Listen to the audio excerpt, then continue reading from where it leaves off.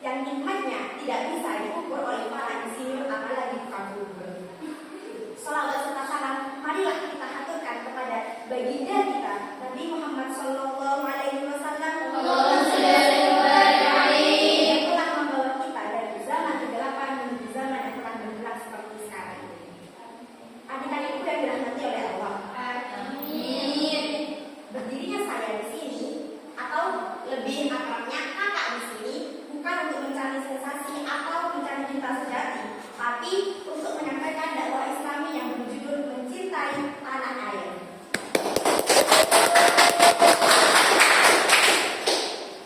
Adik-adikku yang dirahmati oleh Allah. Amin. Kita sebagai manusia yang beragama punya agama tidak? Punya. Apa agamanya? Tidak. Punya agama. Jadi kita mempunyai agama, kita dituntut bukan hanya mencintai agama kita, tapi kita dituntut untuk mencintai negara kita sebagaimana negara yang berkonstitusi dan berdaulat. Negaranya apa? Indonesia. Benderanya apa? Merah putih. Pinter. Kita sebagai manusia beragama dituntut untuk mencintai juga negara kita, negara yang berdaulat dan berkontribusi banyak hal. Indonesia seperti yang telah kita ketahui adalah negara demokrasi yang mana di dalamnya banyak suku, ras, budaya yang berbeda tapi tetap rukun.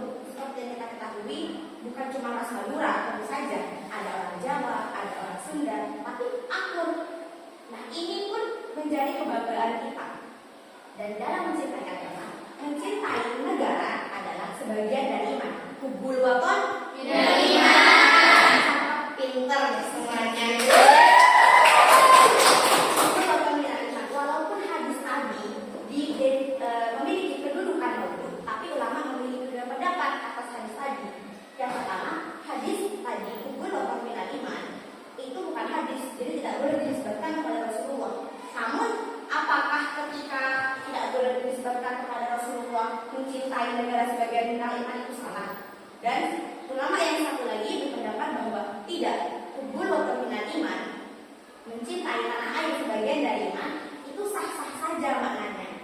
Nah, hubbul waton minal iman ini memiliki dua penafsiran. Yang pertama, menurut Ibnu Alam dalam kitab Dalil Al-Fahimnya, beliau berkata, al-insanu fid dunya waribun ala haqiqah bi anna al-watanu al-haqiqi wal jannah, yang artinya manusia di dunia sebenarnya hanya mengembara.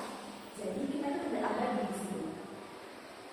Tanah air sesungguhnya adalah surga di mana bapak dan ibu kita untuk pertama kali diturunkan, dan insya Allah kita akan berpulang ke sana. Amin. Penafsiran yang kedua dari Al-Ajuri dalam kitab Ash al-Khawf, dia berkata bahwa tanah air di sini, hubbul waton di sini adalah tempat yang kita kenal dan kita tinggali, Indonesia. Kita tinggal di Indonesia. Jadi tempat yang kita kenal dan kita tinggali dengan syarat mencintainya untuk menjaga kemaslahatan umat, menjaga hak-hak sesama, terutama fakir miskin dan yatim piatu. Dan hal ini juga dikuatkan oleh hadis riwayat Imam Bukhari. Beliau menurut Rasulullah Shallallahu Alaihi Wasallam ketika beliau datang dari berpergian dan melihat tembok kota Madinah yang besar dan gagah itu, beliau akan mengencangkan laju rupanya, karena menurut Al-Ajuri itu adalah bentuk atau disyariatkannya keutamaan kota Madinah dan juga bentuk disyariatkannya bahwa mencintai tanah air itu adalah sebagian dari iman. Karena beliau rindu kepada kota Madinah, beliau mengencangkan laju rupanya. Lalu, ketika kita mencintai, seperti yang kita ketahui, gak usah ngomong cinta kalau gak ada effort, ya kan? Ya. Jadi effort apa nih yang harus kita lakukan untuk negara kita? Gak usah deh ngomong cinta. Pastinya kalau ada SMA, adik-adik udah bisa kayak gini, tahu dong. Gak usah ngomong cinta kalau gak ada effort, kalau gak ada perjuangan. Nah, ini juga kita harus terapkan pada negara kita. Jangan hanya mencintai, tapi kita perlu action. Apa sih bentuk effort yang harus kita lakukan? Bahasa mudahnya effortnya. Effort yang harus kita lakukan ketika kita mencintai negeri. Seperti firman Allah,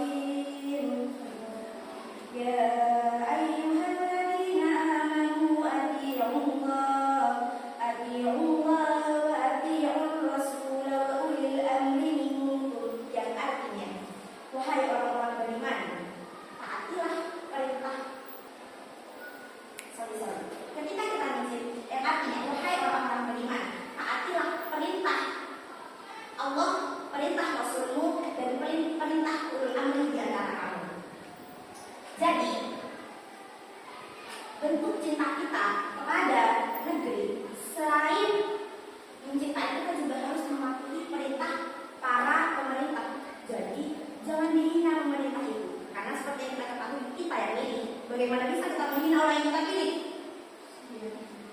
Jadi jangan dihina selagi, catatkan, selagi masih dalam hal kebenaran. Jadi kalau pemerintahnya sudah aneh-aneh, tidak sesuai undang-undang, tidak sesuai yang kita inginkan, tidak sesuai janji-janjinya, itu boleh. Tapi kalau masih dalam kebenaran, ikuti perintahnya.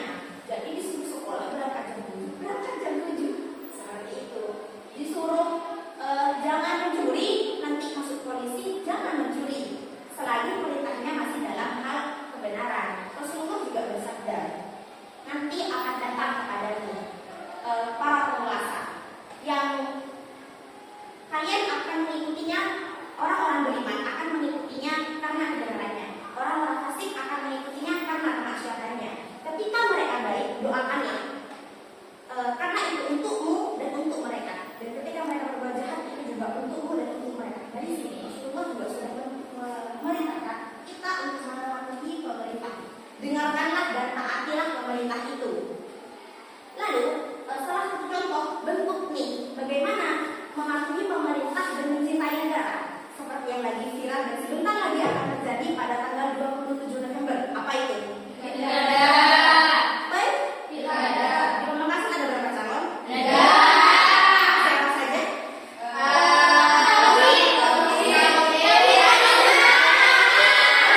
Supri.